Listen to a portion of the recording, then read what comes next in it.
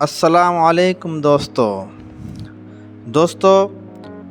میں آج آپ کو جو کہانی سنانے جا رہا ہوں اس کا عنوان ہے آنکھوں دیکھا بھی جھوٹ، کانوں سنا بھی جھوٹ۔ یہ ایک انتہائی سبق آموز اور زندگی کے حقیقی واقعات سے ماخوذ ایک کہانی ہے۔ دوستو، کسی ملک میں ایک بادشاہ رہتا تھا۔ اس کا وزیر نہایت دانا اور عقل مند انسان تھا۔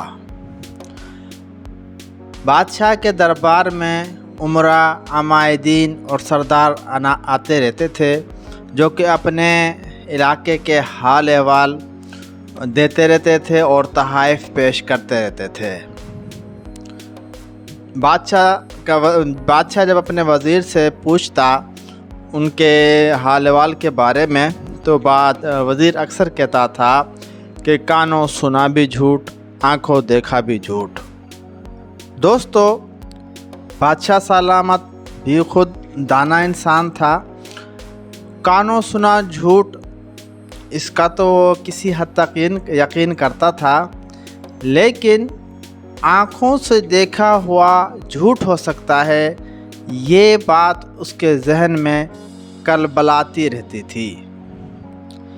ایک دفعہ یعنی کہ ایونٹ ایسا ہوا کہ بادشاہ سلامت آرام کرنے کی غرض سے رات کو اپنے کمرے میں جاتا ہے سونے کے لیے، تو کیا دیکھتا ہے کہ ملکہ اور اس کا وہ نوکر جو اس کی خوابگاہ کی صفائی کرتا ہے، اس کے بسترے سیٹ کر کے رکھتا ہے، اس کے پردے وغیرہ کی دیکھ بھال کرتا ہے، وہ نوکر اور ملکہ ایک ہی بستر پر ایک اس طرف منہ کے ایک اس طرف منہ کے لیٹے ہوئے ہیں، یعنی کہ ایک دوسرے کی پیٹھ کیے ہوئے لیٹے ہوئے ہیں۔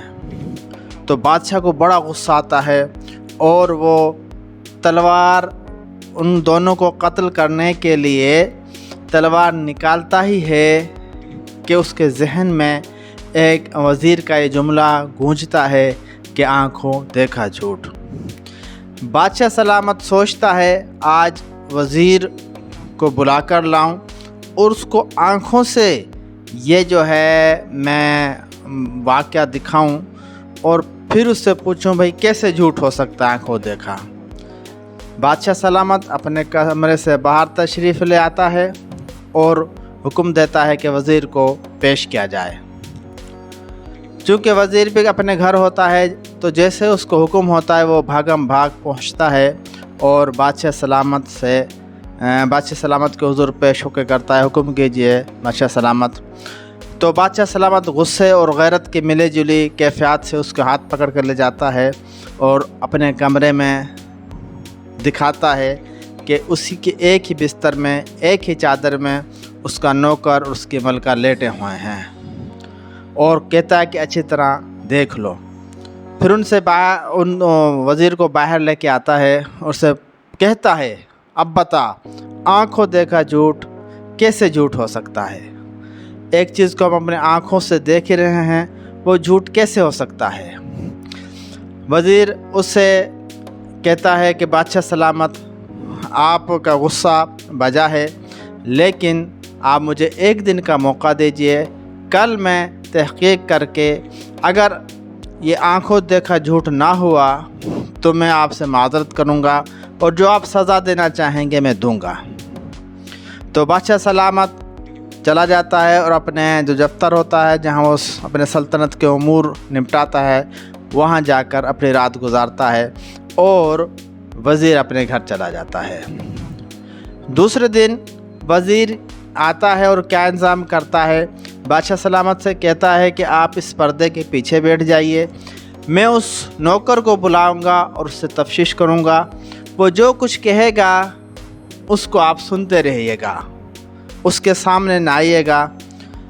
بادشاہ سلامت کہتا ہے ٹھیک ہے۔ وزیر اس نوکر کو بلاتا ہے اور نوکر سے پوچھتا ہے ہاں بھائی تو رات کہاں تھا؟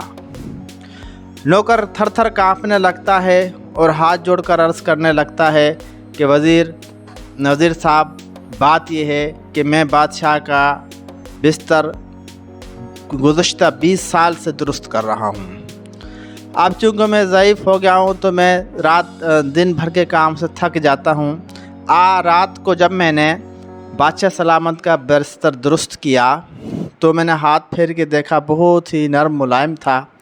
मैंने कहा अपने दिल में कि इतने दिन हो गए तुझे बिस्तर सेट करते हुए, आज इस पर लेट के तो देख, बादशाह और मलका कौन सा भी आ रहे हैं। तो वज़ीर साहब जैसे मैं लेटा तो जो है मेरी आँख लग गई। दिन भर का थका था, मैं सो गया और न जाने रात के किस पहर मेरी आँख खुली तो क्या देखता हूँ कि मैं बादशाह के बिस्तर पे सोया हुआ हूँ। तो मैं वहाँ से उठा और भागम भाग घर आया। मेरी बीवी पहले ही परेशान थी, मेरे बच्चे जाग गए कि तू कहाँ था, और मैं उनके सामने रोने लगा कि भाई कल तो मेरा सर कलम हो जाना है, मुझसे ये गलती हो गई, मैं अपने बादशाह साहब के बिस्तर पे सो गया, अब पता नहीं मेरा क्या अंजाम हो। वज़ीर साहब मैं अब भी अपने घर वालों से और बच्चों से अपने हुकूक माफ़ करा के आया हूँ कि ज़िंदगी हो तो फिर मिलेंगे। अब बादशाह सलामत की मर्ज़ी है, आपकी मर्ज़ी है, चाहे मेरे सर कलम करा दो, मुझसे गलती हुई, मुझे नींद आ गई, मैं सो गया, दिन भर का थका था। इधर वो नौकर उसको अपनी मासूमियत का बता रहा था और इधर बादशाह की आंखों में आंसू तैर गए। खैर वज़ीर ने उससे कहा अभी आप जाओ और इंतज़ार करो कि तुम्हारे लिए क्या फ़ैसला होता है। मैं बादशाह सलामत से आपकी गलती, जो कि बहुत संगीन गलती है, इसकी माफ़ी की और दरगुज़र की भीख मांगूंगा। फिर वो बादशाह सलामत के पास आता है पर्दे के उस तरफ, तो बादशाह सलामत से कहता है, देखा बादशाह सलामत, इसके दिल में ऐसा कुछ भी नहीं था, लेकिन आप फिर एक मर्तबा अलहदा से मलका से भी पूछ लें कि वो रात कहाँ थी। तो बादशाह सलामत आता है मलका के पास, मलका खड़े होकर अदाब बजा लाती है। तो बादशाह सलामत उससे पूछते हैं आप रात कहाँ थी। मलका कहती है बादशाह सलामत, जब मैं कमरे में आई आराम करने के लिए तो क्या देखती हूँ कि आप करवट लिए सोए हुए हैं, चादर तानी हुई है। तो मैंने ये सोचा बादशाह सलामत आज मामूल से ज़्यादा थक गए हैं, इसलिए वक्त से पहले आकर सो गए हैं। मैंने आपको जगाना, आपको जो है तंग करना या आपको ज़हमत देना मुनासिब ना समझा, आवाज़ देना या आपसे किसी चीज़ का पूछना मुनासिब ना समझा, और मैं भी अपनी तरफ करवट लेके सो गई। और सुबह सुबह जब मैं बेदार हुई तो क्या देखती हूँ कि आप अपने बिस्तर पर नहीं हो। दरअसल अगर जान के मान पाऊँ तो पूछना तो मुझे आपसे चाहिए था कि आप इतनी जल्दी क्यों चले गए, क्या इतना काम था या कोई ज़रूरी काम था। तो बादशाह सलामत ने कहा नहीं, वाकई रात मुझे जो है जल्दी थक गया था, मैं बहुत थक गया था, इसलिए जल्दी सो गया, और सुबह सुबह एक ज़रूरी काम था सल्तनत का, वो मैं अंजाम देने के लिए चला गया। जब बादशाह सलामत उससे पूछकर बाहर निकले तो उसके दिल में अपनी मलका और उस नौकर के लिए इंतहाई रहम दिलाना और जज्बात आ गए। उसकी आंखों में आंसू तैर गए और उसे वज़ीर का एक एक हर्फ सही लगा कि वाकई आंखों देखा भी झूठ हो सकता है।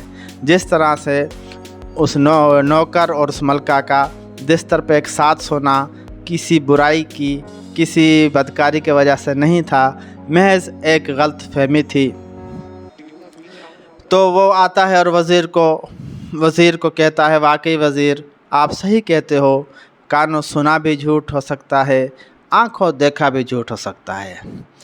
तो मेरे दोस्तों, हमारी ज़िंदगी में ज़्यादातर